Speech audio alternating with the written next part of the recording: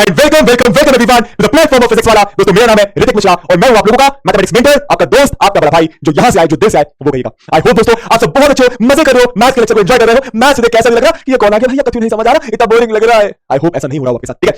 स्वागत करता हूं आपका अंडरस्टैंडिंग क्वाड्रिलैटरल्स के लेक्चर नंबर 3 में। मैं जानता हूं हमारी वेडनेसडे वाली क्लास नहीं हो पाई है, बट कोई दिक्कत की बात नहीं है, फ्राइडे की क्लास एज यूजुअल जारी है, सैटरडे एक और क्लास आपकी हो जाएगी, ठीक है। टेंशन लेने की जरूरत नहीं है, ठीक है। चलिए भैया आज की क्लास में क्या करने वाले हैं वो देखेंगे, लेकिन बहुत मजा आएगा आज की क्लास में, ये मैं वादा कर रहा हूं। बहुत इंपॉर्टेंट क्लास है, इस चैप्टर की सबसे इंपॉर्टेंट क्लास आज है। क्या आप लोग रेडी? क्या आप लोग रेडी? तो होना ही पड़ेगा, ठीक है। चलिए भैया स्टार्ट करते हैं। आज हम लोग क्या देखने वाले हैं? आज हम लोग दोस्तों क्वाड्रिलैटरल्स के काइंड्स देखेंगे। लास्ट क्लास में हमने समझा था कि क्वाड्रिलैटरल्स क्या होता है, ठीक है। आज हम लोग देखेंगे क्वाड्रिलैटरल्स अलग अलग तरीके के होते हैं। अरे कौन कौन से नाम तो शायद सुनो, शायद रेक्टेंगल, रोम्बस, स्क्वायर, पैरेललोग्राम, ये सब क्वाड्रिलैटरल है। क्या बोल रहा हूं, क्यों बोल रहा हूं, सब बताऊंगा, ध्यान दीजिएगा, ठीक है। उसके बाद भैया उन्हीं क्वाड्रिलैटरल्स की प्रॉपर्टीज, उन्हीं क्वाड्रिलैटरल्स की कुछ खास बातें देखेंगे, ठीक है। सवाल जवाब करेंगे और होमवर्क जो लास्ट क्लास में दूंगा जी, होमवर्क कर रहे हो, कमेंट बॉक्स में बता के जाएगा कि होमवर्क कर रहे हो कि नहीं कर रहे। होमवर्क नहीं करोगे तो कैसे पता चलेगा कि तुमको समझ आया कि नहीं आ रहा? अरे बोलो हाँ, बोला हाँ। चलिए भैया आज भी उसी होमवर्क का डिस्कशन करेंगे जो लास्ट क्लास में दिया था। अच्छा ठीक है, चलिए स्टार्ट करते हैं, लेके प्रभु का नाम। चलिए भैया बहुत इंपॉर्टेंट स्लाइड है, समझने की कोशिश करिएगा दोस्तों। क्वाड्रिलैटरल्स हम सबको पता है, चार साइड, चार वर्टिसेस, चार एंगल्स का पॉलीगॉन, क्लियर। अब क्वाड्रिलैटरल्स के टाइप होते हैं तीन तरीके से डिवाइड करेंगे। कौन कौन सा तरीका? सुनिएगा ध्यान से। या तो कोई क्वाड्रिलैटरल होगा जिनका no pair of parallel sides, मतलब कोई भी साइड किसी के पैरेलल नहीं होगी, तो ऐसे क्वाड्रिलैटरल को मैं टाइप बोलता हूं। क्या बोलता हूं? टाइप बोलता हूं। सुनिए, या तो हो सकता है क्वाड्रिलैटरल में दो पेयर ऑफ पैरेलल साइड्स हो, मतलब दो पेयर ऑफ पैरेलल साइड, चार साइड होती है, ये दोनों पैरेलल, ये दोनों पैरेलल, ये दोनों पैरेलल, ये दोनों पैरेलल। अब पैरेलल का मतलब क्या होता है वो बताऊंगा, डोंट वरी, ठीक है। अच्छा ट्रेपेजियम बताता हूं, ठीक है। अगर दो पेयर ऑफ पैरेलल साइड हुआ तो ऐसे क्वाड्रिलैटरल को मैं पैरेललोग्राम बोलता हूं। आराम से समझने की कोशिश करिएगा। अगर एक भी पेयर ऑफ पैरेलल साइड नहीं है तो ऐसे क्वाड्रिलैटरल को मैं टाइप बोलता हूं। अगर दो पेयर ऑफ पैरेलल साइड है तो ऐसे क्वाड्रिलैटरल को मैं पैरेललोग्राम बोलता हूं। अगर एक ही पेयर ऑफ पैरेलल साइड है, या तो ये पैरेलल या तो ये पैरेलल, तो ऐसे क्वाड्रिलैटरल को मैं ट्रेपेजियम बोलता हूं। नाम तो सुना होगा। फिर ये स्क्वायर, रेक्टेंगल, रोम्बस क्या होता है? ये पैरेललोग्राम ही होता है। ये जो रेक्टेंगल, रोम्बस और स्क्वायर है ना, ये पैरेललोग्राम ही होता है, मतलब इनमें भी दो पेयर ऑफ पैरेलल साइड, ये पैरेलल टू ये पैरेलल टू ये। अब लेकिन इसके पहले मतलब समझते हैं कि पैरेलल लाइंस का मतलब क्या है। दोस्तों दो लाइंस, अच्छा लाइन समझते हो ना, लाइन मतलब जो इधर से भी चलती चली जाए, उधर से भी चलती चली जाए, कभी रुकने का नाम ही नहीं लेता, कभी झुकने का नाम ही नहीं है, ठीक है। अच्छा अब पैरेलल लाइंस का मतलब क्या? दो लाइंस या दो से ज्यादा लाइन, फिलहाल मैं दो लाइंस की बात कर रहा हूं। दो लाइंस को आप पैरेलल तब बोलोगे जब वो कभी मीट ही नहीं करती, जब वो कभी मीटिंग ही नहीं करेंगे। कहने का मतलब भैया जब इसको आगे बढ़ाओगे, ठीक है, आप इसको आगे बढ़ाओगे, आप इसको आगे बढ़ाओगे, आप इसको आगे बढ़ाओगे, ये कभी मीटिंग नहीं करेंगी, कभी क्रॉस नहीं करेंगी, कभी इंटरसेक्ट नहीं करेंगी। इंटरसेक्ट मतलब टकराना होता है, ठीक है। तो ऐसी लाइंस को पैरेलल लाइंस बोलता हूं। वैसे ये दो पैरेलल है, अरे क्यों भैया जी पैरेलल क्यों है? क्योंकि इसको आगे बढ़ाओ, इसको आगे बढ़ाओ, तब कभी मीटिंग नहीं होगी। इन दोनों के साथ भी सेम है। अरे यार इसको देखो जरा, क्या ये वाली लाइन पैरेलल होगी? कोई बोलेगा सर मीटिंग ही नहीं करी लाइंस, पता पैरेलल है। अरे दोस्तों मीटिंग नहीं रही है, लेकिन आगे बढ़ाओगे तो मीटिंग हो जाएगी ना। अरे बोलो हाँ, मीटिंग होगी इस पॉइंट पे, मतलब ये दो लाइंस पैरेलल नहीं है। तो पैरेलल का कांसेप्ट समझ गए, ठीक है। यहां पे वही कांसेप्ट लगाओ। अगर दो पेयर ऑफ पैरेलल साइड्स तो उसको मैं पैरेललोग्राम बोलूंगा। एक भी पेयर नहीं है पैरेलल साइड का तो उसको मैं टाइट बोलूंगा। अगर एक ही पेयर है पैरेलल साइड का तो उसको मैं ट्रेपेजियम बोलूंगा, ठीक है। आज की क्लास में हम लोग सिर्फ और सिर्फ ऐसे क्वाड्रिलैटरल्स के बारे में पढ़ेंगे जिनमें दो पेयर ऑफ पैरेलल साइड्स है, समझने की कोशिश करिएगा, जिसको मैं पैरेललोग्राम बोलता हूं। सुनिएगा, a quadrilateral, कोई भी quadrilateral is called a parallelogram if both of its opposite sides are parallel। कहने का मतलब दोस्तों, मान लो मैंने ऐसा क्वाड्रिलैटरल बनाया, मान लो मैंने ऐसा क्वाड्रिलैटरल बनाया, ठीक है। ऐसा क्वाड्रिलैटरल तो है, सब मानते हैं, चार साइड्स है, चार एंगल्स है, चार कोण है। मान लो मैंने इसको नेमिंग करा ए बी सी डी। ऐसे क्वाड्रिलैटरल को मैं पैरेललोग्राम तब बोलूंगा, एक क्वाड्रिलैटरल को मैं पैरेललोग्राम तब बोलूंगा कब बता जब इनके अपोजिट साइड्स पैरेलल। ये एरो क्या बता रहा है? ये पैरेलल है, पैरेलल मतलब ये वाली लाइन जब आगे बढ़ेगी, ये वाली लाइन जब आगे बढ़ेगी तो कभी मीटिंग नहीं होगी। वैसे एक पेयर पैरेलल आया, एक और पेयर पैरेलल, कौन सा? ये वाला, ये भी वाला पैरेलल। मतलब था सिंपल भाषा में, ए बी पैरेलल का साइन क्या होता है, ठीक है। फिर से बताऊंगा, पैरेलल का साइन होता है ए बी, ऐसे लिखा तो A B parallel, A B अबे हां, ए बी पैरेलल टू क्या? डीसी। या तो ऐसा ना लिखे, सिंपल भाषा में लिखो क्या भैया, A B parallel to BC, sorry DC है ये, DC and AD parallel to BC, AD parallel to BC. बात समझ आया? कितने पेयर ऑफ पैरेलल साइड्स है? दो पेयर, एक ये पेयर, एक ये पेयर, एक ये पेयर, एक ये पेयर। अगर ऐसा क्वाड्रिलैटरल होता है तो मैं इसको पैरेललोग्राम बोलता हूं। मेरे ख्याल से बात समझ आ गई होगी, ठीक है। अच्छा अब यार इंपॉर्टेंट है जानना क्या है पैरेललोग्राम की प्रॉपर्टीज, बहुत इंपॉर्टेंट बात। पैरेललोग्राम की कुछ खास बातें, प्रॉपर्टीज का मतलब क्या कि कोई पैरेललोग्राम होगा, हमें एक बात तो पता है कि एबी पैरेलल टू डीसी होगा, एक pair parallel, AD parallel to BC होगा, एक पेयर पैरेलल। खास बात नंबर 1, प्रॉपर्टी नंबर 1 कि पैरेललोग्राम में अपोजिट साइड्स इक्वल भी होती है। पैरेललोग्राम में अपोजिट साइड्स इक्वल भी होती है, मतलब एबी के अपोजिट डीसी, एडी के अपोजिट बीसी इक्वल भी होगा। मतलब एबी इज इक्वल टू, आप डीसी लिखिए and AD is equal to BC लिखिए, AD is equal to BC. मेरे ख्याल से बात समझ आ गई होगी। दूसरी प्रॉपर्टी क्या आप समझ पा रहे हो ना? अरे कोई भी पैरेललोग्राम होगा उसका मतलब क्या? अपोजिट साइड्स पैरेलल, ठीक है। कोई भी पैरेललोग्राम होगा उसकी अपोजिट साइड्स हमेशा इक्वल होंगी। क्लियर हुआ? क्लियर हुआ होगा। दूसरी प्रॉपर्टी क्या? अपोजिट एंगल्स भी इक्वल होंगे, इसको मैं लिख देता हूं, opposite angles are equal. Note करते जाना दोस्तों, सबसे इंपॉर्टेंट बात है चैप्टर की, प्रॉपर्टीज। कहने का मतलब एंगल ए बराबर एंगल सी होगा, एंगल डी बराबर एंगल बी होगा, ठीक है। लिख देता हूं, बोलो तो एंगल ए बराबर एंगल सी होगा एंड एंगल डी बराबर एंगल बी होगा। कोई भी पैरेललोग्राम हो, इसके ऊपर क्वेश्चंस करेंगे, सब ज्यादा अच्छे से क्लैरिटी आएगी बॉस। तीसरी प्रॉपर्टी क्या? बहुत इंपॉर्टेंट प्रॉपर्टी, इसको मैं डायगोनल की प्रॉपर्टीज बोलता हूं। डायगोनल समझते हैं ना? अरे जो अपोजिट वर्टिसेस को जॉइन करता है, जो अपोजिट वर्टिसेस को जॉइन करता है, मतलब एसी और बीडी। पैरेललोग्राम के डायगोनल्स एक दूसरे को बाइसेक्ट करते हैं। पहले लिख रहा हूं फिर मतलब समझाऊंगा। डायगोनल्स ऑफ अ पैरेललोग्राम, सुनिएगा, डायगोनल्स ऑफ अ पैरेललोग्राम की जगह मैंने क्या लिखा? Parallelogram diagonals of a parallelogram bisect each other. इसका मतलब क्या अभी समझ आएगा? बाइसेक्ट ईच अदर मतलब एक दूसरे को इक्वल हिस्सों में काटते हैं। क्या बोला मैंने? एक दूसरे को इक्वल हिस्सों में काटते हैं। सुनिएगा, जो एसी डायगोनल है और जो बीडी डायगोनल है दोस्तों, वो एक दूसरे को यहां पे काटता है। अरे काटा कि नहीं काटा? सुनना, जो एसी डायगोनल है वो बीडी डायगोनल को दो हिस्सों में डिवाइड कर रहा है, मानते हो कि नहीं? फिर से जो एसी डायगोनल है वो बीडी डायगोनल को जब काट रहा है तो उसको दो हिस्सों में डिवाइड कर रहा है। कौन कौन से दो हिस्से? ओडी और ओबी। कौन कौन से दो हिस्से? ओडी और ओबी। बाइसेक्ट का मतलब बस ये कि ये दोनों हिस्से इक्वल है। वैसे जो बीडी डायगोनल है वो एसी डायगोनल को ओ पे काटा है, मतलब एओ और ओसी में डिवाइड कर रहा है और ये दोनों से इक्वल है। बाइसेक्ट का मतलब ये होता है। कौन कौन से भैया? एओ बराबर ओसी। समझ आ गया? Diagonals of a parallelogram bisect each other. एक बार दिमाग में सब लोग बोलेंगे, आंखें बंद करिए बॉस, क्या बोलेंगे? पैरेललोग्राम मतलब एक ऐसा क्वाड्रिलैटरल जिसके अपोजिट साइड्स पैरेलल होता है, नंबर 1। नंबर 2 क्या? Opposite sides are equal of a parallelogram, opposite angles are equal of a parallelogram और diagonals of a parallelogram bisect each other. Okay boss, clear हो गया? अब चलते हैं कि भैया what is a rhombus. Simple है, रोम्बस मतलब एक पैरेललोग्राम। पैरेललोग्राम मतलब क्या? अरे अपोजिट साइड्स पैरेलल, मतलब रोम्बस में क्या होगा? एबी पैरेलल टू डीसी तो हो गई, ये एरो से समझ आ रहा है, और एबी पैरेलल टू बीसी भी होगा, ये एरो से समझ आ रहा है। आप समझ पा रहे हो? हम लोग आज सिर्फ और सिर्फ ऐसे क्वाड्रिलैटरल्स के बारे में पढ़ रहे हैं जिनके अपोजिट साइड्स पैरेलल होते हैं, मतलब जिनमें दो पेयर ऑफ पैरेलल साइड्स होती है। कितने पेयर? दो पेयर। ओ भाई एक सेकंड, हां भाई क्लियर है? ठीक है, अब सुनिएगा, मतलब एडी पैरेलल टू बीसी है, एडी पैरेलल टू सीडी है, ये बात तो क्लियर है। तो अंतर क्या है? रोम्बस भी पैरेललोग्राम, तो डिफरेंस क्या है वो समझाता हूं। Having all sides equal is called a rhombus. अगर कोई पैरेललोग्राम होगा जिसकी सारी साइड्स इक्वल, अभी पैरेललोग्राम में क्या था? अपोजिट साइड्स इक्वल था, लेकिन अगर कोई पैरेललोग्राम ऐसा हुआ जिसके सारे साइड्स इक्वल होंगे, उसको मैं रोम्बस कह दूंगा। समझ आया? यहां पे दिख रहा होगा AB parallel to CD, AD parallel to BC and AB is equal to BC is equal to CD is equal to, सारे साइड्स आपस में बराबर। ऐसे पैरेललोग्राम को मैं रोम्बस कहूंगा। क्लियर हुआ? अब क्या सर? अब इंपॉर्टेंट बात है, प्रॉपर्टीज ऑफ रोम्बस। सिंपल सी बात है, एक बात बताओ, सुनना ध्यान से। पैरेललोग्राम की तीन प्रॉपर्टीज याद रखिए, opposite angles equal, opposite sides equal और डायगोनल्स बाइसेक्ट ईच अदर। तो क्योंकि रोम्बस भी एक पैरेललोग्राम है, सुनते रहिएगा, इंपॉर्टेंट है, आसान बहुत है, लेकिन सुनना। क्योंकि रोम्बस भी एक पैरेललोग्राम है, क्यों है पैरेललोग्राम, मैंने बताया अपोजिट साइड्स पैरेलल, तो रोम्बस भी सारी प्रॉपर्टीज फॉलो करेगा पैरेललोग्राम की। तो यहां पे मैं कहूंगा ऑल प्रॉपर्टीज ऑफ पैरेललोग्राम। सबसे पहली चीज तो ये लिखना, all properties of a parallelogram का मतलब क्या है कि रोम्बस भी होगा तो उसके भी अपोजिट एंगल्स इक्वल होंगे, उसके भी अपोजिट साइड्स इक्वल होंगी और डायगोनल्स बाइसेक्ट करेंगे। इसका मतलब क्या? ओबी बराबर ओडी होगा, ओए बराबर ओसी होगा।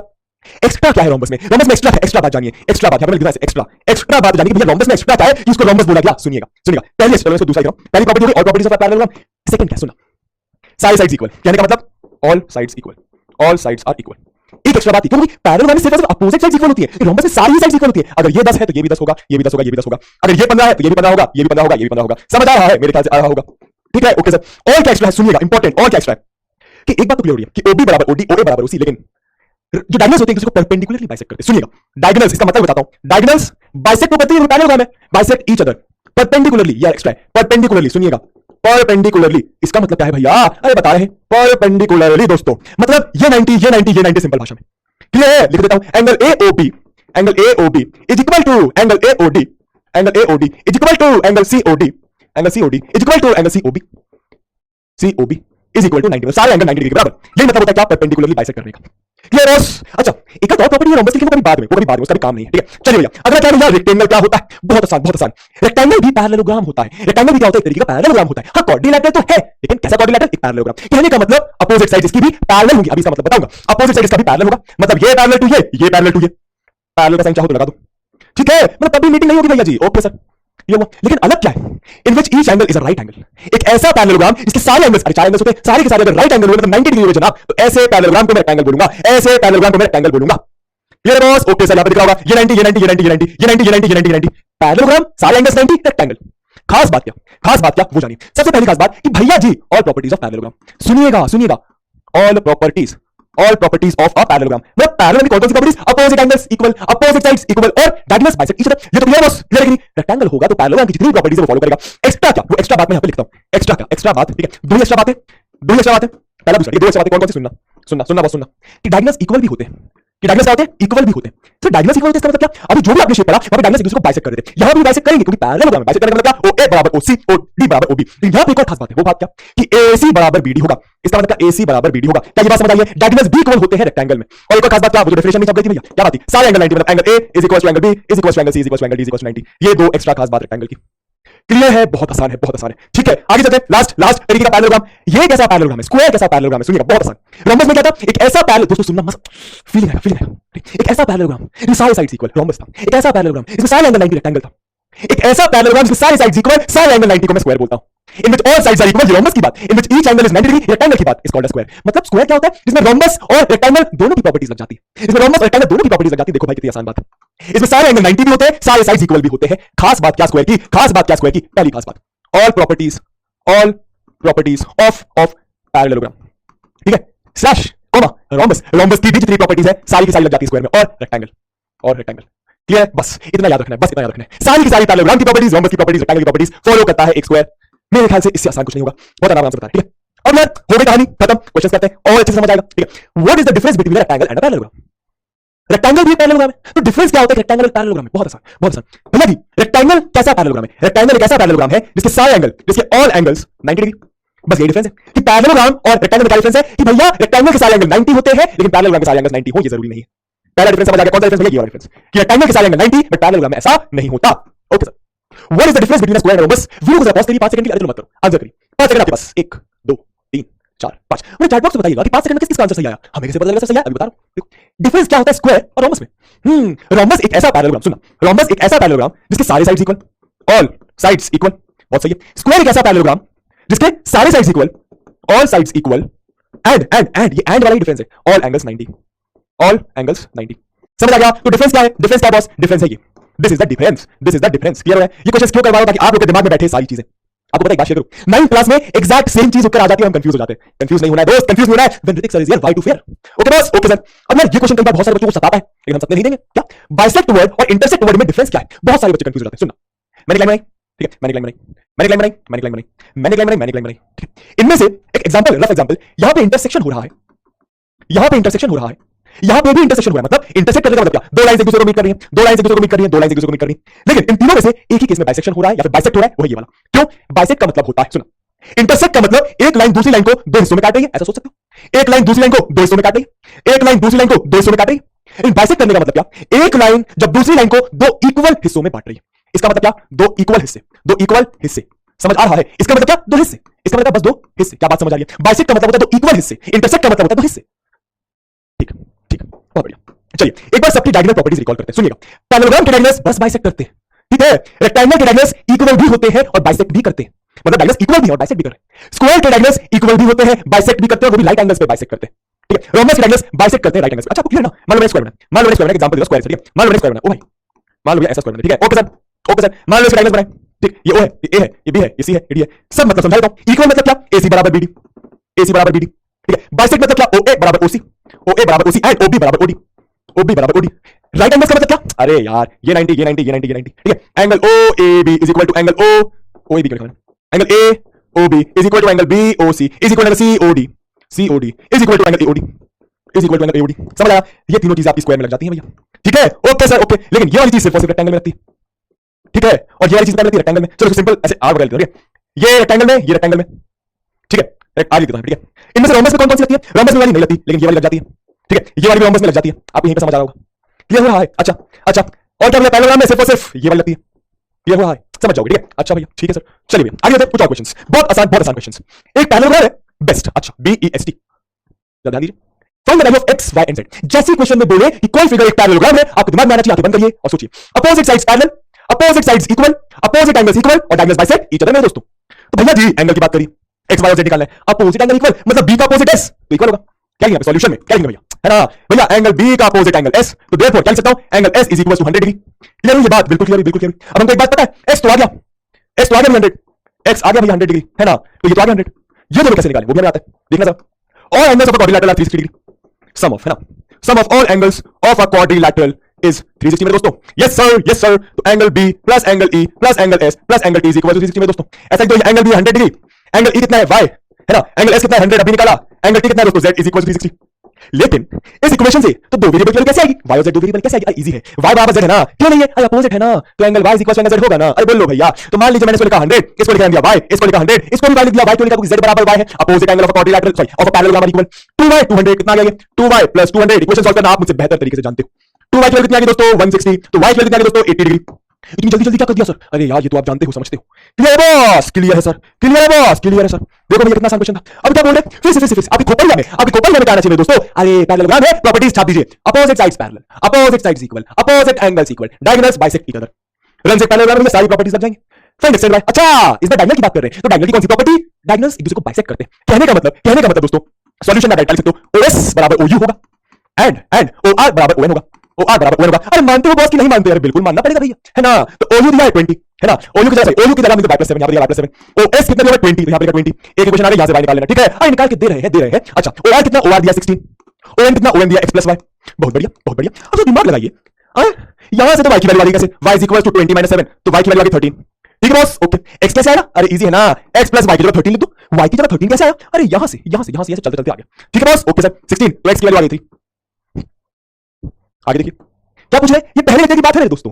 Is rectangle a convex quadrilateral, yes और नो में आंसर बताना है। क्या रेक्टेंगल एक कॉन्वेक्स क्वाड्रिलेटरल होता है? अब कॉन्वेक्स क्वाड्रिलेटरल का मतलब क्या होता है, ये मैंने आपको लेक्चर नंबर 1 में बताया था। मुझे चैट बॉक्स पे आंसर करके जाओगे ना, बताइएगा कि ये कॉन्वेक्स होता है कि नहीं, लेकिन उसके लिए कॉन्वेक्स का मतलब पता होना चाहिए, वो आपको पता होगा। ठीक है, अच्छा भैया चलिए आगे देखिए, इंपॉर्टेंट फटाफट ना जितनी प्रॉपर्टीज पढ़ी उसी के बेसिस पर कुछ क्वेश्चंस है ताकि आपकी प्रॉपर्टीज दिमाग में एकदम छप हो जाए।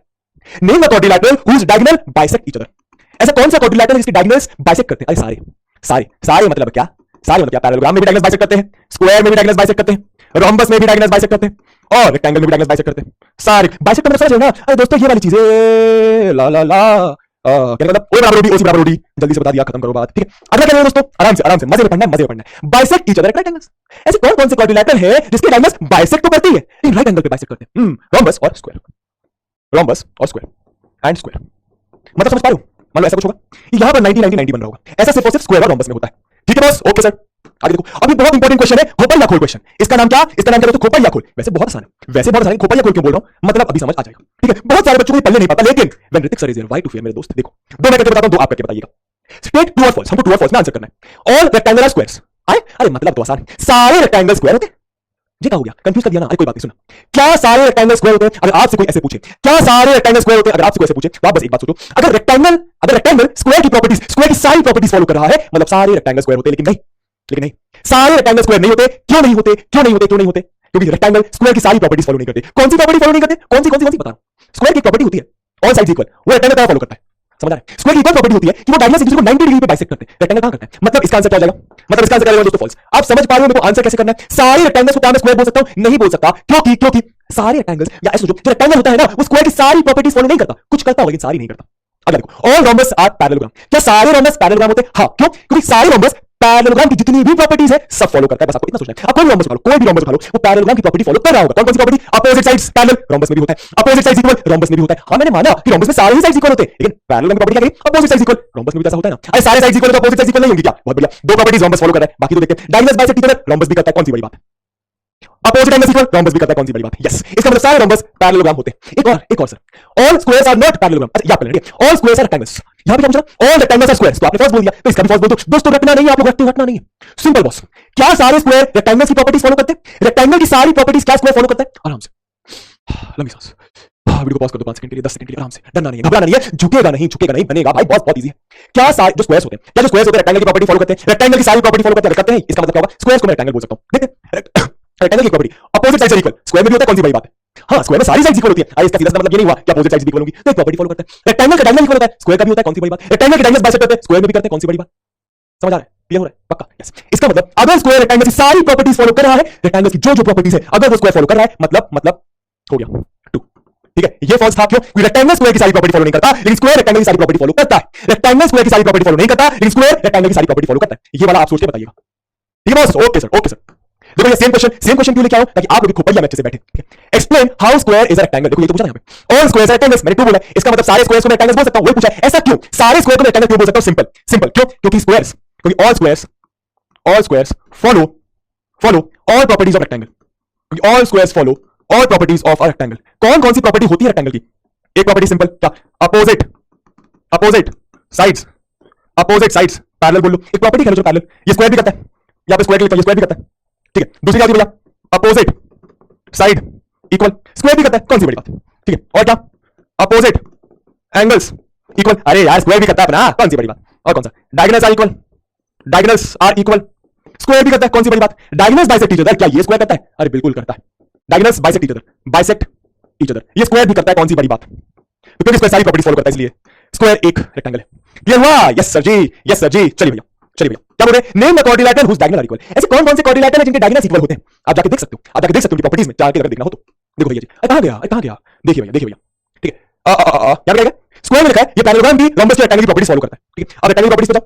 देखो भैया, डायगोनल्स इक्वल होते हैं, तो एक क्वाड्रिलेटरल कौन सा होगा जिसके डायगोनल्स इक्वल होते हैं? रेक्टेंगल। और क्योंकि रेक्टेंगल की सारी प्रॉपर्टीज स्क्वायर फॉलो कर रहा है, इसका मतलब स्क्वायर का डायगोनल इक्वल। सिंपल सी बात, आप डायगोनल को समझ लो ना, AC बराबर BD, ऐसा सिर्फ दो क्वाड्रिलेटरल में होता है, और वो अपना बबुआ जी रेक्टेंगल और स्क्वायर। ये क्वेश्चंस बहुत आसान है, लेकिन लेकर इसलिए आया हूं ताकि आपकी खोपड़िया में बार बोलूं सबकी प्रॉपर्टीज तो बैठ जाए। ठीक है दोस्तों? Okay sir. आगे देखिए, रेंज रेक्टेंगल जैसी कोई क्वाड्रिलेटरल रेक्टेंगल बोले, दिमाग में आना चाहिए रेक्टेंगल मतलब सारी पैरेललोग्राम की प्रॉपर्टीज फॉलो करता होगा, और एक्स्ट्रा क्या? सारे एंगल 90 होते हैं और डायगोनल्स इक्वल होते हैं। सारे एंगल 90 होते हैं और डायगोनल्स इक्वल होते हैं। जरा देखते हैं, यहां पे कुछ डायगोनल का खेला है।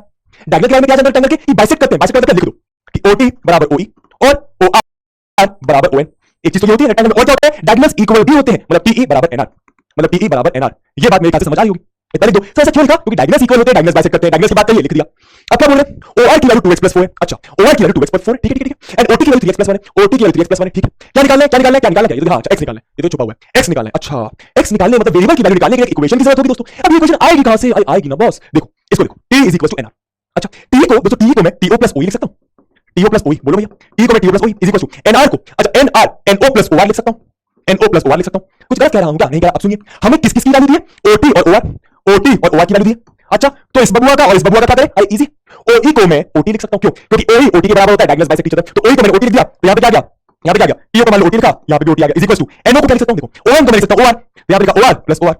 इजी है, रख दो भैया इक्वेशन में। तो OT + OT हो गया 2OT, OR + OR हो गया 2OR, ठीक है बॉस? Okay sir. अच्छा, अब एक चीज देखो, 2 नीचे गया, कितना आ गया? OT = 2OR डिवाइडेड बाय 2, 2 से 2 कर दिया, बचा क्या मेरे दोस्तों? OT = OR, बचा क्या मेरे दोस्तों? OT = OR।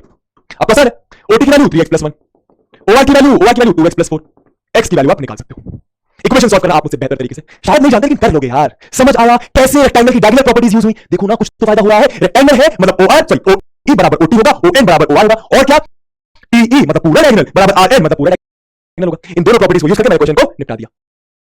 ठीक है, okay sir, okay sir, okay. अच्छा, कभी-कभी क्या होता है ना कि एक बार सर समझाए तो समझ नहीं आता, लेकिन रिकॉर्डिंग का फायदा क्या है? इस लेक्चर, ये लेक्चर आपको साल भर अवेलेबल रहेगा, इसका फायदा क्या है? बार-बार देख सकते हो, और बार-बार देखने की जरूरत नहीं है। एक बार में समझ आएगा, गणित sir is here, why to fear मेरे दोस्तों। राइट इज रॉमस, सर ने बताया, गुरुजी ने बताया, मेरे दोस्त ने बताया कि रॉमस लिखा है, तो रॉमस की सारी प्रॉपर्टीज दिमाग में आनी चाहिए। बोलता हूं एक बार, रॉमस मतलब पैरेललोग्राम, पैरेललोग्राम की सारी प्रॉपर्टीज फॉलो कर रहा होगा छोरा, सही बात है। रॉमस थोड़ा, हां सही बात है। और रॉमस के एक्स्ट्रा बात क्या? सारे साइड्स इक्वल होते हैं, और डायगोनल्स एक दूसरे को परपेंडिकुलरली बाइसेक्ट करते हैं, एक्स्ट्रा बात थी। अब यहां पे डायगोनल्स की बात है, डायगोनल्स की बात है, तो डायगोनल्स बाइसेक्ट करते हैं मतलब इसको बोला तो OI बराबर OE, OI बराबर OE, और क्या? OC बराबर OR, OC बराबर OR। रख दो भैया जी वैल्यूज, OR कितना है 12, OC कितना है 12, तो OR है 12, OC है 12, सही है। आगे भैया y की वैल्यू, कितना ही सारा क्वेश्चन है ये तो, कितना ही सारा क्वेश्चन है दोस्तों ये तो। आगे देखिए, OE की जगह लिखा x, OI की जगह लिखा 5, x की वैल्यू भी आ गई सही, तो कितना ही आसान क्वेश्चन है, बिल्कुल सही। लेकिन ये z कहां से आएगा? बताता हूं। पाइथागोरस थ्योरम सुना है? नहीं सुना तो कोई बात नहीं, जरा देखो, ये ट्रायंगल देखिए, ठीक है, कौन सा? OIR, ये दिया z, ये दिया 5, और ये दिया y, y मतलब हमारा 12 आ गया, सही बॉस। अच्छा, अब हमें एक बात पता है कि ये 90 डिग्री होता है। सर ये 90 डिग्री क्यों होता है? क्योंकि रोम्बस के डायगोनल एक दूसरे को बाइसेक्ट करते हैं 90 डिग्री पर, मतलब ये सारे 90 मतलब ये 90। अब एक राइट एंगल ट्रायंगल में पाइथागोरस थ्योरम बन जाती है, क्योंकि एक राइट एंगल ट्रायंगल है, तो पाइथागोरस थ्योरम क्या कहती है कि हाइपोटेनस का स्क्वायर बराबर होगा perpendicular square plus base square के। सही बात है। हाइपो मतलब क्या? 90 के सामने वाला। हाइपो मतलब क्या? 90 के सामने वाला, मतलब z का स्क्वायर इज इक्वल टू, मेरा z और 2 एक जैसा लग रहा है, माफ कर दीजिएगा दोस्तों। परपेंडिकुलर मतलब क्या? ये ले लो 12 का स्क्वायर प्लस बेस मतलब क्या? 5 का स्क्वायर।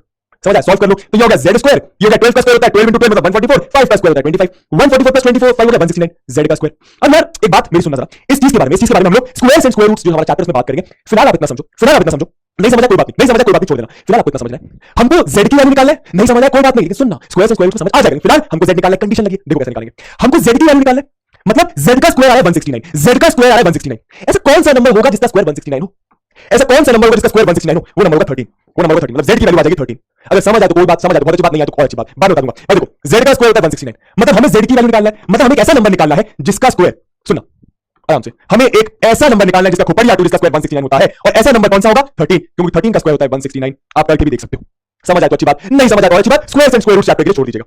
अब बात आ जाती है होमवर्क डिस्कशन की। आज की सारी बातें हो गई समाप्त। अब लास्ट क्लास में होमवर्क दिए थे, प्लीज दोस्तों बता के जरा जाना चैट बॉक्स में कि होमवर्क कौन कर रहा है, और यही बताना क्लास में मजा आता है कि ठीक है। चलो आगे देखते हैं, जल्दी जल्दी करेंगे, क्योंकि होमवर्क मतलब मैंने आपको इस चीज के बारे में पढ़ाया है, मतलब जल्दी जल्दी कर सकते हैं। If three angles of a quadrilateral are equal, एक क्वाड्रिलैटरल फटाफट करेंगे, ठीक है। मान लो कोई क्वाड्रिलैटरल ABCD, इसके तीन एंगल इक्वल, मतलब भैया ये x, तो ये भी x, तो ये भी x, और एक एंगल कितना दिया है 75 degree. The fourth angle is, fourth angle पूछा है, फोर्थ एंगल पूछा है भैया, ये क्या बकवास है? If three angles of a quadrilateral equal, अच्छा अच्छा अच्छा गलत कर दिया मैंने, माफ करिएगा। एक क्वाड्रिलैटरल है दोस्तों, ये A, ये B, ये C, ये D, ठीक है बस, ठीक है बस। ये एंगल 75, ये एंगल भी 75, ये एंगल भी 75, ये एंगल को मान लो x। फोर्थ एंगल पूछा है, इतना आसान, x plus 75 plus 75 plus 75 is equal to 360, हम सब जानते हैं, हाँ सर जानते हैं। तो x प्लस 75 प्लस 75 हो गया 150, 150 प्लस 75 हो गया 225, तो यहाँ पे 225 इज इक्वल टू 360। तो x की वैल्यू आ गई 360 माइनस 225, मेरे ख्याल से तो कर ही लिया होगा, नहीं करा तो कोई बात नहीं। x की वैल्यू 60 प्लस 70 हो गया 135, 135। किसका आंसर है? ऑप्शन नंबर बी भैया, मेरे ख्याल से बन गया होगा। आगे देखिए, होमवर्क डिस्कशन चल रहा है, एकदम रैपिड फायर स्पीड पे चलेगा, ठीक है। तो four angles of a quadrilateral इतना इतना इतना, एक क्वाड्रिलैटरल है, लास्ट क्लास में बताया था ये सब, है ना दोस्तों? बन गया कि नहीं बना? आसान लगा कि नहीं बना? नहीं लगा, बताना जरा, ठीक है भैया। इस एंगल को 2x मान लो, रेशियो में दिया होता है तो हम रेशियो में x ले लेते हैं, ऐसे 5x या उसको ले 8x। चारों एंगल इतना दिया हुआ है, फाइंड ऑल एंगल्स, सारे एंगल्स पूछे, सारे एंगल्स मतलब x की वैल्यू निकालनी पड़ेगी, सारे एंगल निकालने के लिए। निकाल लो, पता है सबको 2x + 3x + 5x + 8x बराबर होगा 360 के boss. Okay sir, 2x + 3x हो गया 5x, 5x + 5x हो गया 15x, sorry 10x, 10x + 8x हो गया 18x, तो ये 18x = 360। x की डायरेक्ट लिख रहा हूं 360 / 18, तो x आ गया आपका 20 डिग्री। x 20 डिग्री आ गया जनाब, तो ये आ गया 20 डिग्री, सॉरी 40 डिग्री, कैसे 20 × 2 आ गया 40, 20 × 3 आ गया 60, 20 × 5 आ गया 100, ठीक है 20 × 8 आ गया 160। तो ये एंगल आ गया 160 डिग्री, ये आ गया 100 डिग्री, ये आ गया 60 डिग्री, ये आ गया 40 डिग्री। मेरे ख्याल से दोस्तों बात समझ आ रही होगी। अच्छा अगला देखिए, कुछ 16 के 3 पार्ट थे वो भी दिए हुए, ठीक है। ये x, ये 70, ये 60, ये 90, x निकालना है, इजी है बॉस, जल्दी से देता हूं। x + 70 + 60 + 90 = 360।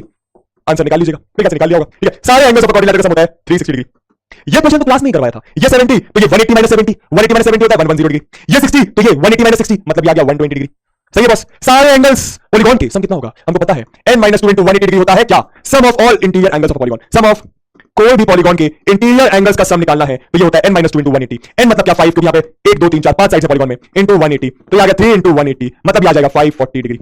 540 डिग्री सम आ गया, इजी है ना। 30 एक एंगल, x एक एंगल, x एक और एंगल, ये आ गया 110 डिग्री, ये आ गया 120 डिग्री, बराबर आएगा 540 डिग्री के। सारे एंगल्स का सम आया 540। सॉल्व कर लीजिएगा, आंसर आ जाएगा, ठीक है बॉस। ओके सर, एक और दिया था 16 का सिमिलर पैटर्न में, क्या दिया? सारे साइड्स इक्वल दिए। वो दिया पेंटागन 1 2 3 4 5, पेंटागन के एंगल मतलब x के बारे में पूछा है, एंगल कैसे निकाले? अरे आसान है, n - 2 × 180 होता है इंटीरियर एंगल का सम। कितना आ गया? 5 साइड्स है, 5 - 2 × 180 मेरे दोस्त, ये आ गया 3 × 180 मेरे दोस्त, ये आ गया 540 डिग्री मेरे दोस्त, ठीक है। सारे एंगल का सम 540 और x + x + x + x + x 540 मतलब ये आ जाएगा 5x = 540। तो x की वैल्यू निकाल देते हैं भैया, 540/5 ये आ गया जनाब 5 × 5 5 × 5 508, तो ये आ गया x की वैल्यू 108 डिग्री। मतलब कोई पेंटागन होगा उसके इंटीरियर एंगल कितने होंगे? 108 108 108 108 108 एंड 108। दोस्तों एक और चीज चैट बॉक्स में बताओ, इसमें बहुत सारी चीजें पूछ रहा हूं, तो होमवर्क में बहुत तेजी से डिस्कस कर रहा हूं, कोई दिक्कत तो नहीं ना? दिक्कत हो तो होमवर्क भी आसान से, मतलब एकदम आराम से डिस्कस करूंगा। होमवर्क तेजी से क्यों डिस्कस कर रहा हूं, आप समझ लोगे क्यों? अरे यार पिछली क्लास की बात है मेरे दोस्त, ठीक है भैया। अच्छा ये लास्ट क्वेश्चन का होमवर्क क्या? How many sides does a regular polygon have if each of its interior angle is 165? क्या पूछे? कोई पॉलीगॉन होगा, कोई रेगुलर पॉलीगॉन होगा, कोई रेगुलर पॉलीगॉन होगा, उसमें कितनी साइड्स होंगी? जैसे पेंटागन में 5 साइड्स होती हैं, हेक्सागन में 6 साइड्स होती हैं, कोई पॉलीगॉन होगा जिसमें 10 साइड्स होंगी।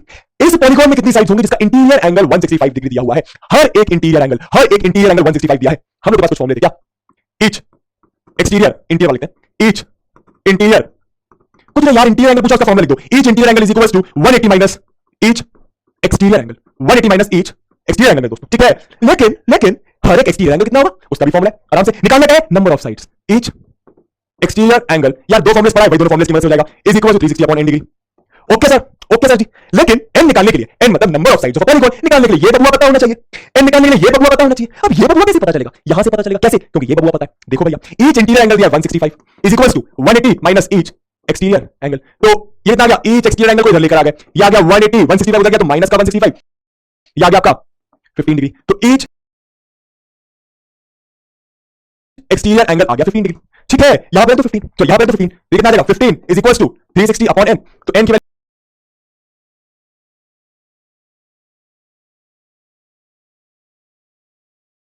आ जाएगी 360/15। सॉल्व कर लीजिए,